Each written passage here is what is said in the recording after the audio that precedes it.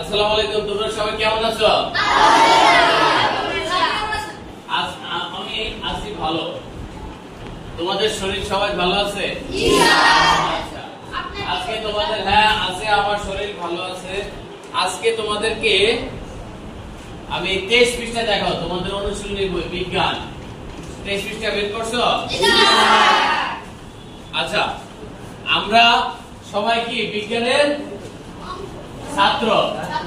সবাই কি বিজ্ঞানের ছাত্র? আমাদের দৈনন্দিন জীবন বিজ্ঞান, দৈনন্দিন জীবনে বিজ্ঞান আমরা যেখানে যাই, কথা বলি না, আমরা যেখানেই যাই বিজ্ঞান ছাড়া চলতে পারবো? আর এই বিজ্ঞান আমাদের প্রতিটি জিনিসে প্লাস্টিকের বোতলটা দাও, আমরা বিজ্ঞানের সাথে আমরা জড়িত, আবার বিজ্ঞান আমাদের সাথে জড়িত। তাহলে এটাকে বলছি কি অতপ্রতভাবে জড়িত। বিজ্ঞান ছাড়া আমরা চলতে পারি না। এখন বৈজ্ঞানিক জিনিসগুলি আমরা অনেক সময় অনেক কাজ করি যেগুলি খুব সহজ বিষয় আমাদের কাছে মনে হয়, কিন্তু আমরা চিন্তা করি না। বিজ্ঞান যদি কেউ আগে তোমার জানতে হয়, জানার আগে একটা জিনিস ভাবতে হবে, সেটা হচ্ছে ভাবা, অনুসন্ধানী মনোভাব। এটা নিয়ে তুমি আগাতে হবে, তা নাহলে বিজ্ঞান তুমি শিখতে পারবে না। বিজ্ঞান কি?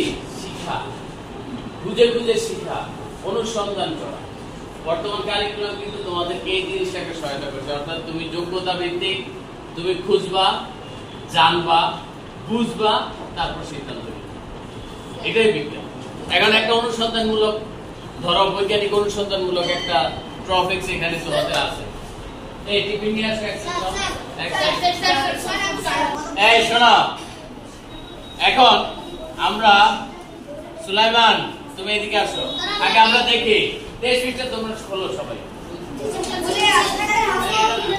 বুঝছো? আমার হাতে এটা কি? ঠিক আছে না?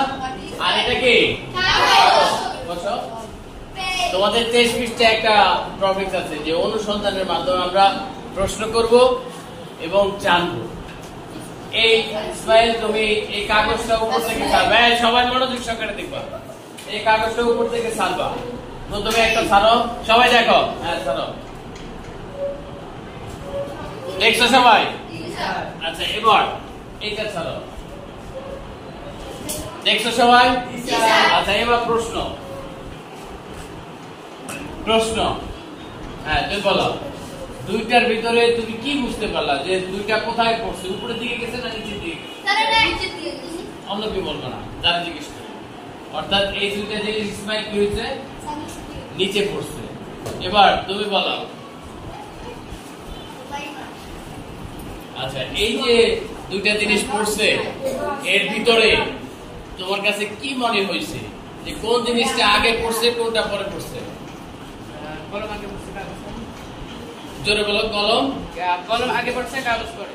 কাগজ পরে পড়ছে। হ্যাঁ বলো, কি বলতে চাচ্ছ? হ্যাঁ, কলম আগে পড়ছে, কাগজ পরে পড়ছে। দূর থেকে করো, দূর থেকে। স্যার আমি বলি, হ্যাঁ, কাগজটা এসে গেছে এলোমেলো ভাবে আস্তে করে পড়ছে, কিন্তু কলমটা ডাইরেক্ট ধাপাস করে পড়ছে। আবার দেখি, তুমি ছাড়ো তো, উজুর আবার ছাড়ো দেখি। ইসরায়েল তুমি বসো, সুলাইমান আবার। এই তোমরা আবার একটু দেখো। হ্যাঁ, আবার কলমটা ছাড়ো, দেখছো? আচ্ছা, এবার দুইটা একসাথে ধরো, এবার ছাড়ো দুইটা একসাথে। আচ্ছা, কে পড়ছে আগে? কলম। আচ্ছা, একজন বসো, তুমি বসো। আমাদের একজন বিজ্ঞানীর নাম আছে গ্যালিলিও।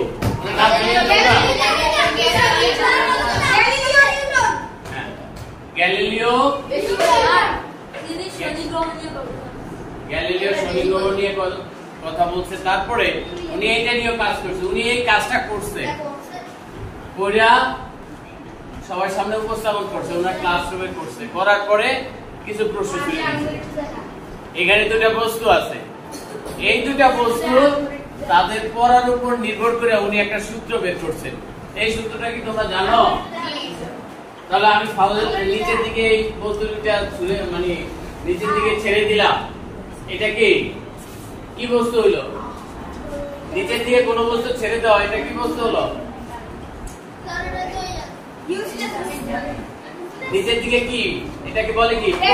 না না, আমরা গ্র্যাভিটি, ঠিক আছে, মানে এটাকে এটা পড়ে না নিচের দিকে, তাহলে পড়া প্লাস বস্তু, তাহলে কি হবে? পরন্ত বস্তু। কি হবে? এটা পড়তেছে প্লাস এটা কি বস্তু। তাহলে বিজ্ঞানী গ্যালিলিও কি সূত্র আবিষ্কার করছেন? পরন্ত বস্তুর সূত্র। দেখো তাহলে আমরা দেখো এটা কিন্তু আমরা অনুসন্ধান করলাম না, এখন কাজটা করলাম না, করে একটা সিদ্ধান্ত উপনীত হইলাম। কি উপনীত হইলাম? যে পরন্ত বস্তুর উপর নির্ভর করে বিজ্ঞানী গ্যালিলিও তিনটা সূত্র দিয়েছে। ঠিক আছে, তোমরা এখন 6 এর ক্লাসে আমরা এটার উপরে অত সমীকরণ আকারে বিরাট করবো না, তবে এই সূত্র তিনটা আমরা জেনে রাখবো। ঠিক আছে? আচ্ছা, পরন্ত বস্তুর সূত্র আসলে প্রথম সূত্র কি জানো কেউ? প্রথম সূত্রটা কি জানো?